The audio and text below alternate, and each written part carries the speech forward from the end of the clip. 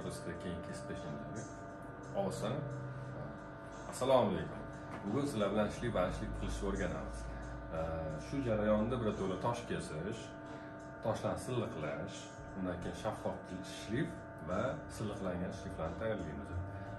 Shaffof va silliqlanganni shlif va anshlif deb nomlaymiz. Hammaga to'g'ri kelsa, ketdi, boshladik. Yaqinroq keling, operator. Yiqilmasdan faqat. Mana bizga namunalar kelgandan keyin bizga mana tobiqlarda yoki qog'ozga o'ralgan nomlari bilan berishadi. Shu jumladan 344 shlif belgilab qo'yadi. Har bir geolog o'zini raqami bilan beradi va biz buni laptopga joylashtiramiz. O'zini nomeri bilan opis bo'yicha tahlilimiz. Bu jarayonda bizda TN1 mana ko'rib turganingizdek, biri bo'lib turgani uchun biz TN1 ni birinchi yacheykaga joylashtirdik. Bu yerda shlif plus anshlif tayyorlash kerak bo'lgani uchun mana buni bundoq qo'yib qo'yamiz va anshlif qilinadigan toshni A bilan belgilab chiqamiz. Anshlif qilinadigan toshlar bu yerda juda ko'p, bor yo'g'i 7 ta ekan. Nega? Chunki qolgani bu yerda ekan. Endi biz ma'lum bir toshni olib, mana bu toshni kesadigan almasli diskni kesamiz. Ish boshlashdan oldin yaqinroq keling operator. Ish boshlashdan oldin tosh tekisligini, bo'lmaganligini, sinmaganligini tekshirib chiqamiz. Bu toshimizni albatta suv berilib, 380 voltlik motor, dvijoklar hammasi tayyor. Avtomda ishni boshlaymiz. Ko'rib turganingizdek, birinchi navbatda suv beryapmiz. Suv kelib turibdi, diskka tushyapti. Diskdan keyin bochkaga tushadi. Bochkani ko'rsating operator. Bochkaga tushadi. Bochka отстойник sifatida ishlatiladi. Endi biz ma'lum bir abrazivni olamiz. Abrazivni avtomatik ketamiz. Mana qarab qo'ying.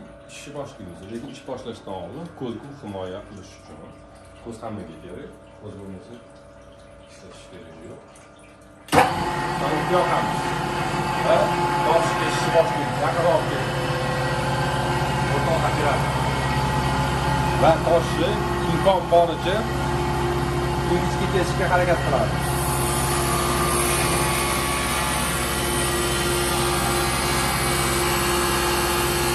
Mana ko'rib turganingizdek, qalg'amasdan, qimirlamasdan bir tekisda kesamiz.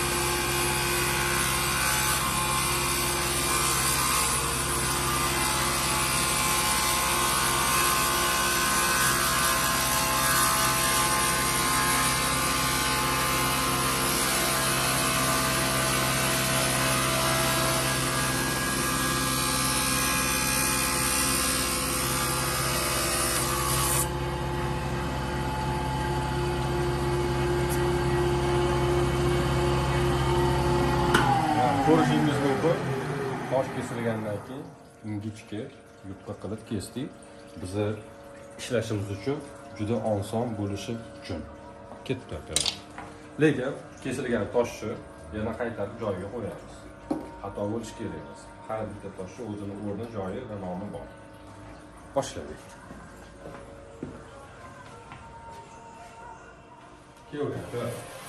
Biz toshni ishqalashdan, tekislashdan oldin yuvib olamiz va planshayaga olib kelamiz. Bu yerda bizda har xil parashoklar. Endi biz o'zini nomi, nomerini qo'yib qo'yganmiz. Nomer 3 deb ataladi. Bu abrazivniy parashok. Asosan toshlarni tekislash uchun ishlatiladi. Planshayani qo'llab olamiz. Tosh yuvilgan, tayyorlangan top-toza. Va buni parashok planshayaga suramiz va toshni tekislashga tushamiz.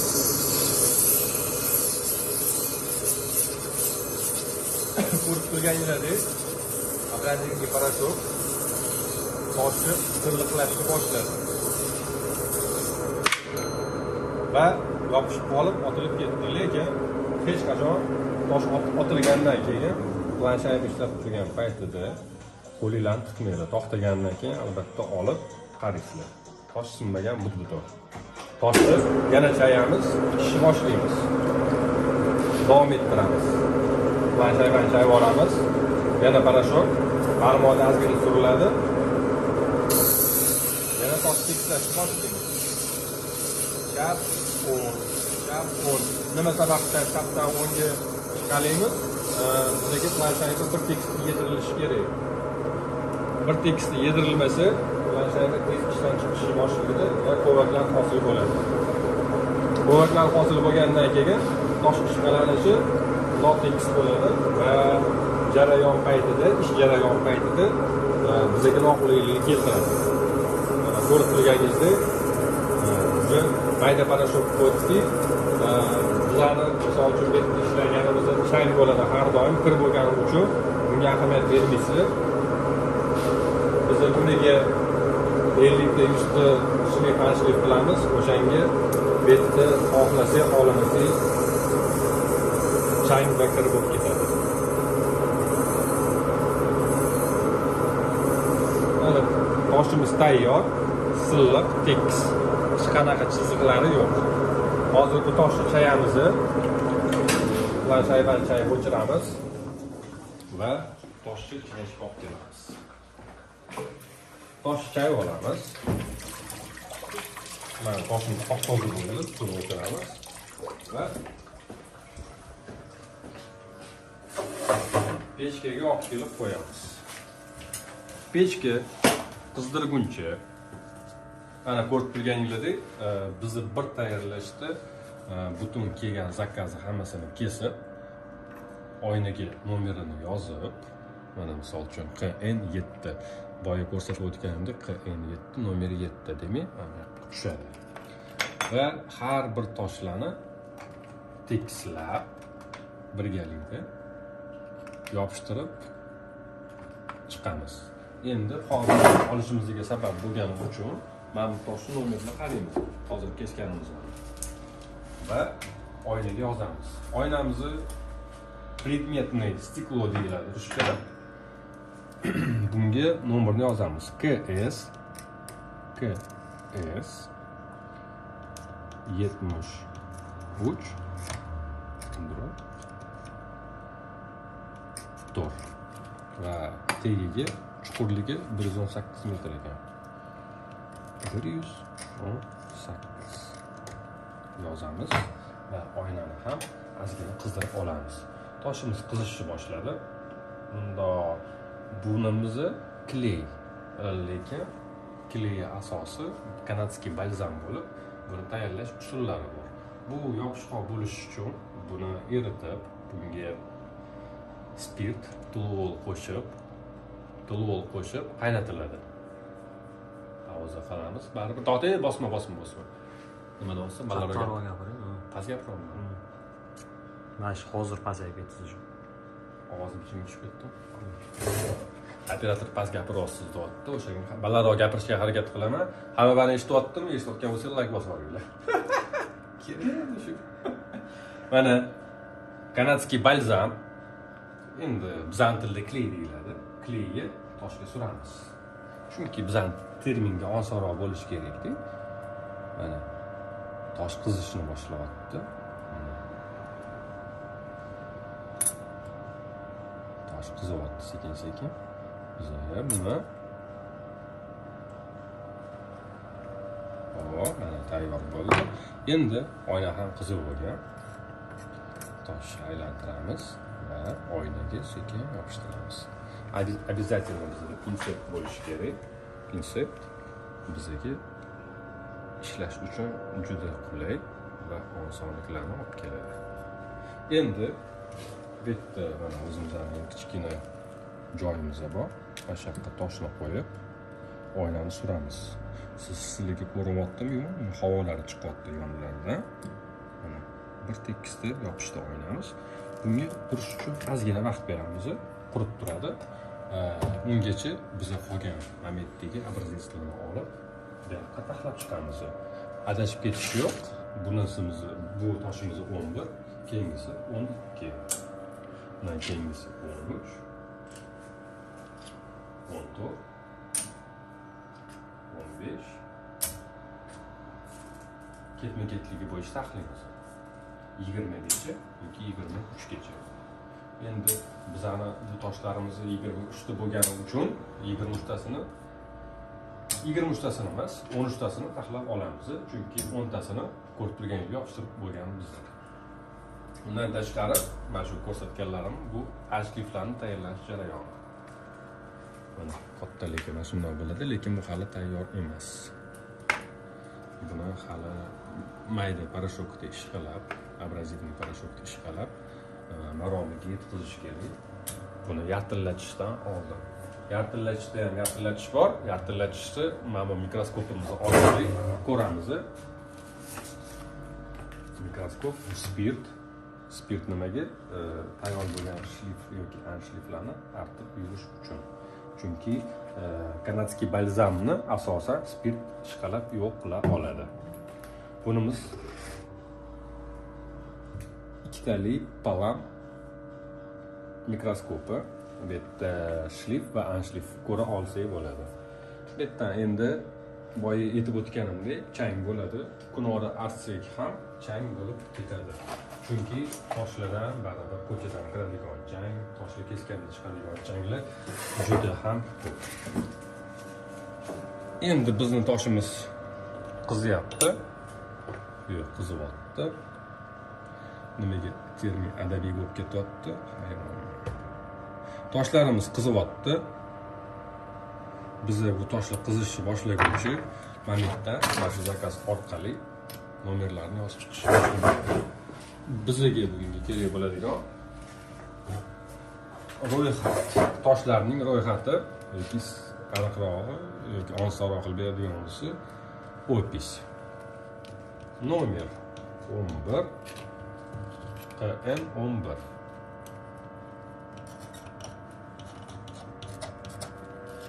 Onu 11 o'rniga qo'yamiz.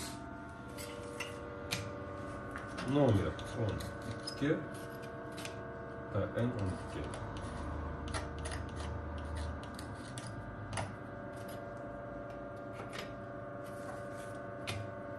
Nomer 13 TN13. Va hokazo. Böyle pauzani bosib qo'yamiz. Stopga bosib qo'yamiz. Bu yog'imiz ko'rinib boramiz edi. Mana ozgina pauzadan keyin hammasini yopishtirib bo'ldik. Endi toshni yopishtirishni boshlaymiz. Ko'rsatyapti operator. Kley surib chiqamiz. Pinsepni olib to'g'rilaymiz. Toshni qo'yamiz. Ko'rasizlar, mana shariklari chiqyapti, puzirikli bo'lyapti. Tosh qizgan to'g'risida dalolat beradi.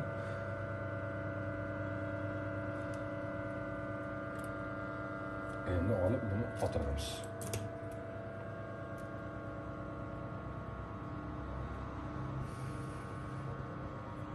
Bo'ldi. Qotdi. Endi yaxshilab qotib olish uchun yana ozgina vaqt kerak bo'ladi. Buni chetga qo'yamiz. Keyingi toshni yopishtiramiz. Keyingi tosh ham xuddi shunaqa, har jarayon takror bir xilda ketadi.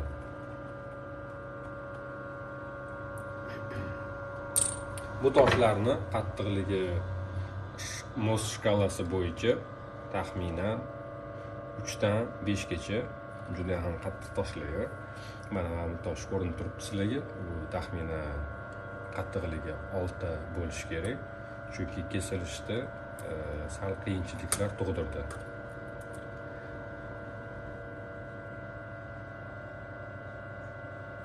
Toshimiz tayyor. Ko'rib turibsizlar, shariklari tekisli, hamma yog'i tekis. Buni berib qo'yamiz, keyingisini olamiz. Pauzani bosib. Mana ozgina vaqt o'tgach, biz hamma toshlarni yopishtirib bo'ldik ham desak bo'ladi. Oxirgi toshimiz qoldi.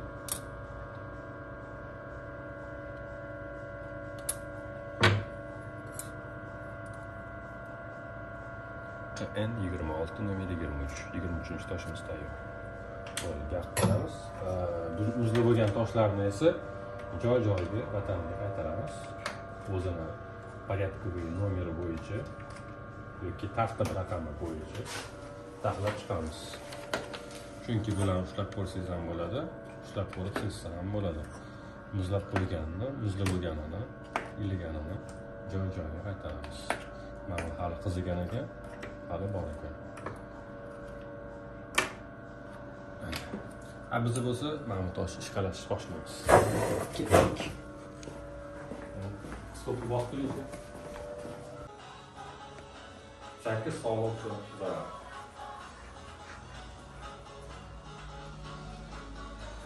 İşi boshlaymiz. Suying tozamiz.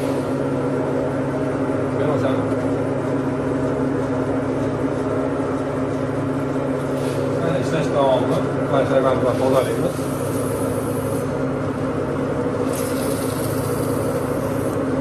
Bu qum qog'oz. Razlashlar qilmagan. Albatta bizlarni paydoshsiz shartga ketmaymiz.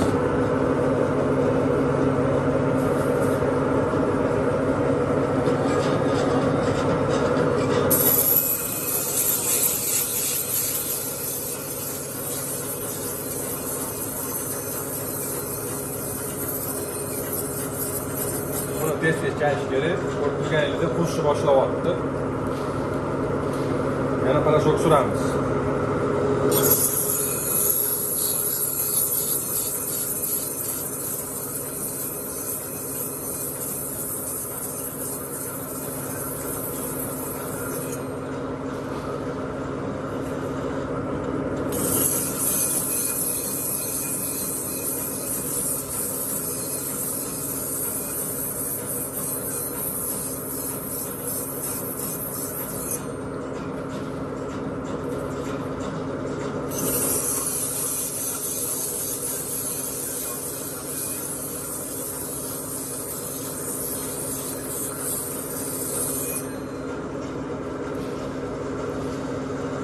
Toshimizdan ko'roslarni ishqalarni yetirilishni boshlaydi.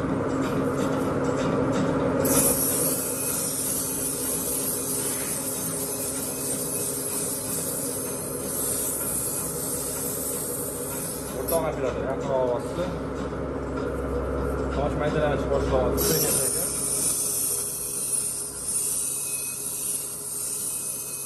Endi toshlardan bir tekis chiqaramiz.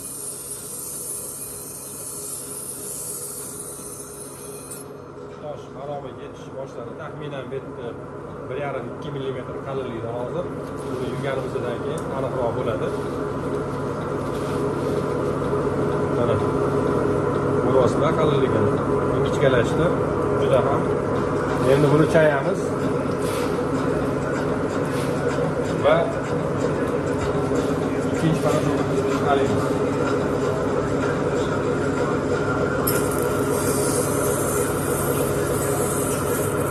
Shoshmasdan, chunki bir zumda hamma qilgan mehnatimizni yo'qotib qo'yishimiz hech gap emas.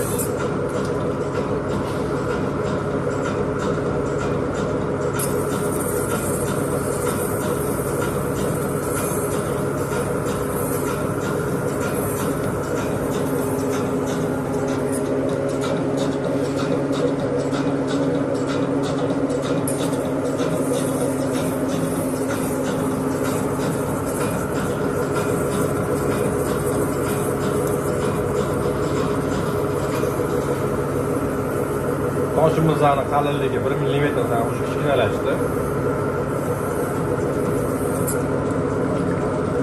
Endi bizda har xil asboblar yo'q. Toshni qalinligini o'lchaydigan.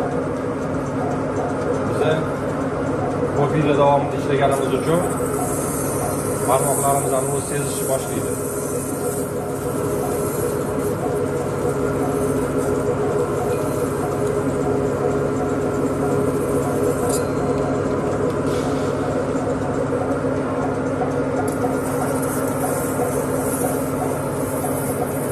Ko'rib turganingizdek, sekin-sekin shaffoflashishni boshlayapti.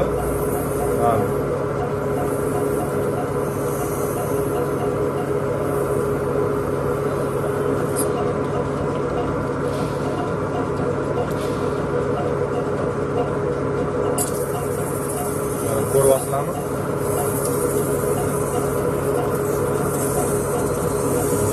aylanishni boshlayapti sekin-sekin. Buni shoshmasdan chiqaramiz.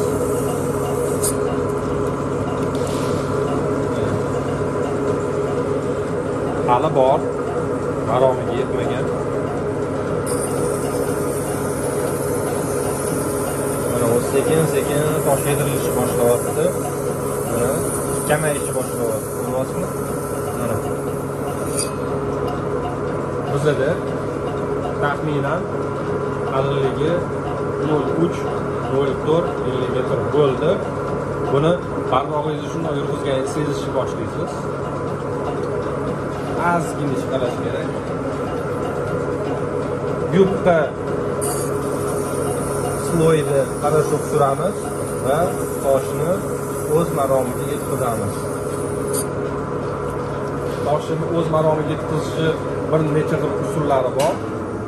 Bundan biri bizni chetdan uzoqlashmasligimiz uchun planshetani o'ziga parashutga yupqa qilib suramiz va sekin aylantirib chiqaramiz.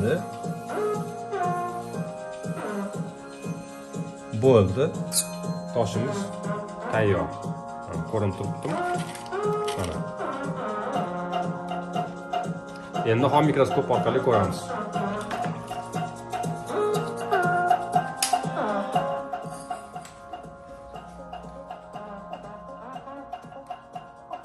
Qiziqarli bir tosh o'zida bo'lardi. Qiziqmas ekanda.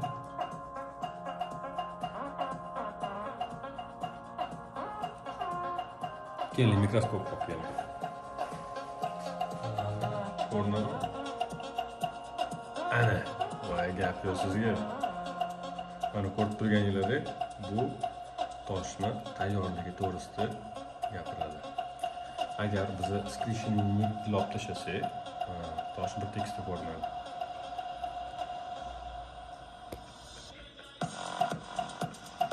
Xullas, ko'rdinglar.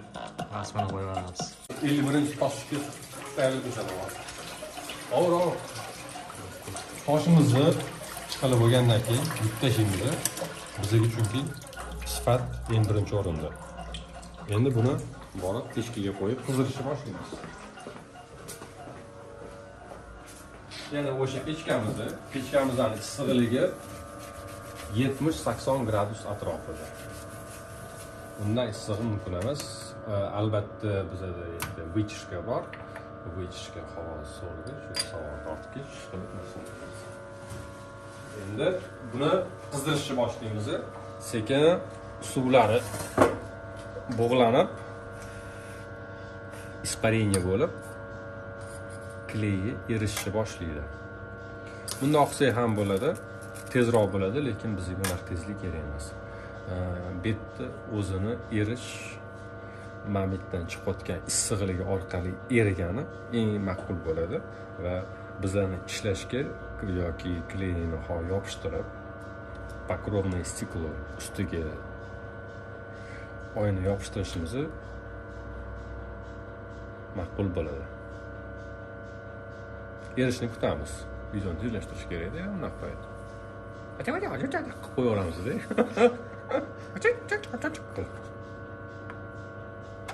Hali kleyimiz erimadi. Chetdan erishni boshlayapti, ko'ryapsizlar. Mana sekin erib kelyapti mana. Agar ko'p vычишкalaringiz bo'lmasa, vычишкasiz xona sasib ketadi va nafas olishingiz, keyin ko'ngli aynab, boshingiz aylanishni boshlaydi hidiga.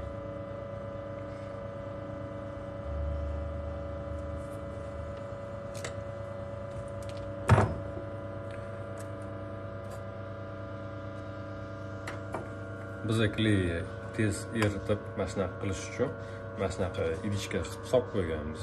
Ko'rib turganingiz Red Bull idishi mana. Bitta yoshlar energetik yaxshi ko'rishadi, ichmaylik ham ichadi.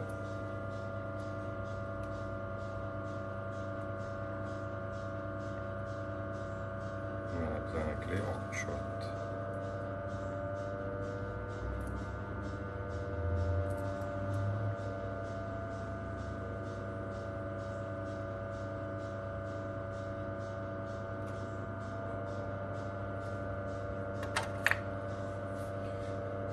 Endi jarayonni tezlashtirish uchun mana qo'yamiz, qizaversin va ustiga покровный stiklo yopishtiramiz. Taxminan razmeri 2x2 bo'ladi. Ortiqcha kleylarni yig'ib olamiz. Oynani o'zida kley erishib boshlaydi. Sekin oynani ustiga qo'yib qo'yamiz va oxirigacha erib bo'lishini kutamiz.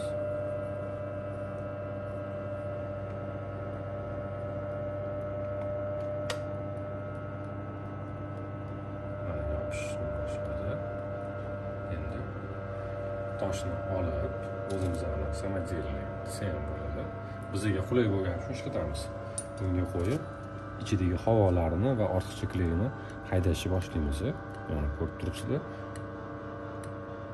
Havolari chiqib ketishni boshladi.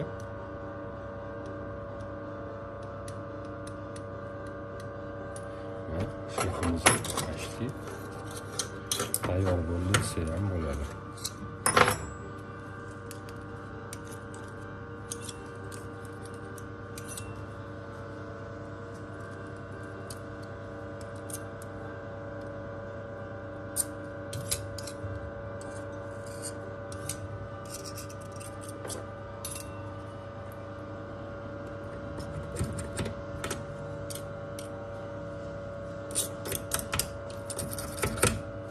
Endi buni qotishini kutamiz.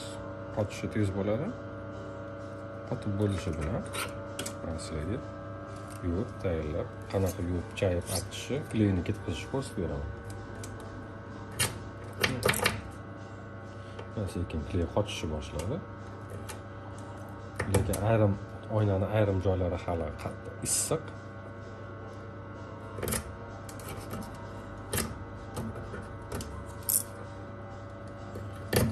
Ba'zi birlar aytishi mumkin, nima qotib ketishi mumkin, lekin men sizlarga eng tez tayyorlash usulini ko'rsatib beraman.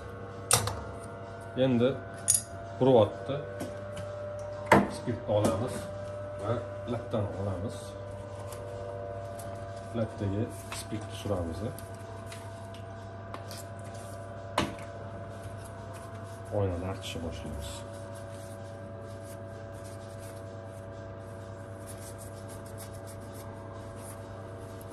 Ko'rib turganingizdek, sekin-sekin ranglar ochilyapti. Ko'rasizlar.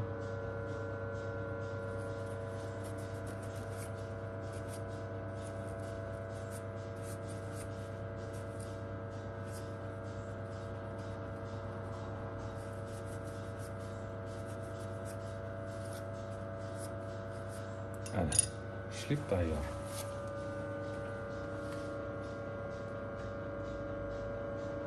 Endi buni bitta yaxshilab kirsuvini suvlab yuvgandan keyin yanada yorqinroq bo'ladi. Bo'ldi.